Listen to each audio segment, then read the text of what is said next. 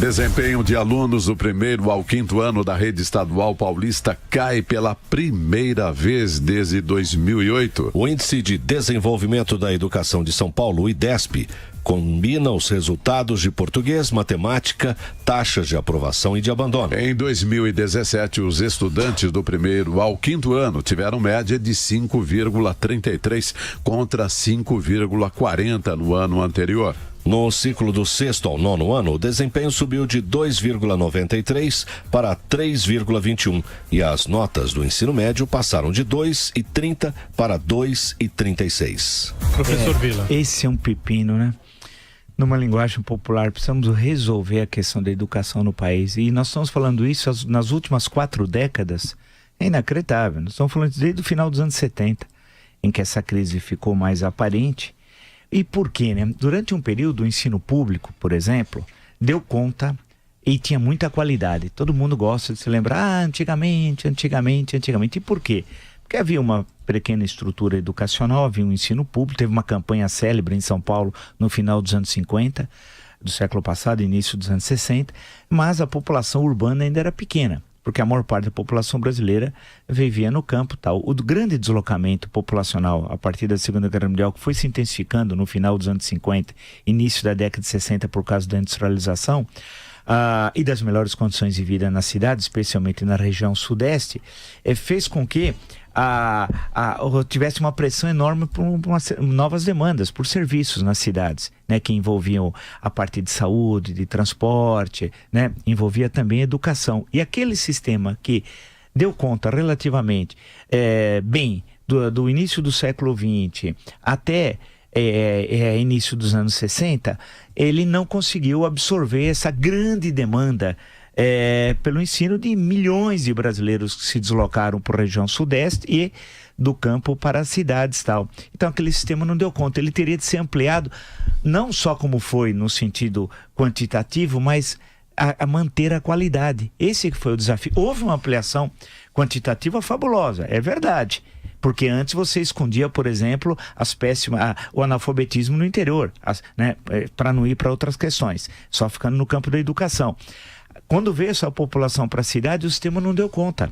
Ele teria de manter o mesmo nível e ele não conseguiu. Ele conseguiu dar conta no sentido de aumentar o número de alunos na rede pública, por exemplo, mas perdeu a qualidade. Ele não conseguiu compatibilizar as duas coisas.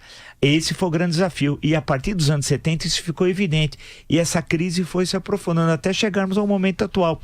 E ele foi contaminando, desde o antigo do ensino fundamental, contaminou o ensino médio e contaminou o terceiro grau, a universidade. E o processo de degradação é tão grande que chegou à pós-graduação. Você tem dissertações e mestrado e tese de doutorado são elegíveis. Então, e aí o que acontece? Você está formando professores para formar ignorantes, que vão ser professores que vão formar mais ignorantes. E assim sucessivamente. Essa é a grande questão, que o país não consegue resolver. E a sua força de trabalho é pessimamente qualificada. Todo mundo sabe que tem empresas, a dificuldade do funcionário entender o que você fala. O que você fala, eles não entendem. Aí você pede para escrever alguma coisa, você lê, você não entende. As redes sociais mostram isso. Eu tenho as pessoas criticando ou elogiando, muitas eu leio, eu não sei se é crítica ou elogio. 2, 3 linhas.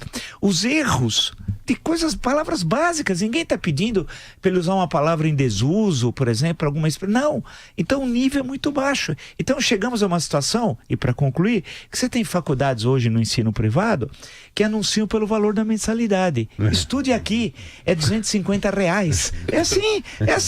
A gente se entende, que a gente se entende. Aí o sujeito sai com o diploma. É um mercado, né? É um mercadão. E geralmente são grupos estrangeiros que hoje tomaram as universidades, grupos estrangeiros que não têm qualquer compromisso com a educação, eles têm compromisso com o lucro, tal. O MEC não fiscaliza nada no caso das universidades e é terrível. Então você tem uma cadeia que começa lá embaixo, no ensino público, que não conseguiu dar conta. Foi-se o tempo do antigo ginásio, que era um prédio importante da cidade, do professor do ginásio, que era aquela pessoa, foi-se o tempo, acabou, que era uma referência cultural da cidade, né? Isso terminou. Eu tenho um exemplo na vida, professor, um grande professor da minha juventude, professor Célio Rodrigues Siqueira, já falecido. foi diretor do ginásio Paraguaçu, onde eu fui interno. Ele fascinava a juventude. Mas ele não era, ele dava aula de história. Mas, na verdade, ele era professor de educação física. E foi guindado à condição de diretor do ginásio. E aí veio uma lei que só podia ser professor quem tinha um diploma. E ele deixou de poder dar aula de história, porque ele não tinha um diploma. Sim. Só que os que tinham o diploma assinado por ele, porque ele que era o diretor. Sim. Então ele formou professores que davam aula e ele não podia dar aula. São os paradoxos do Brasil.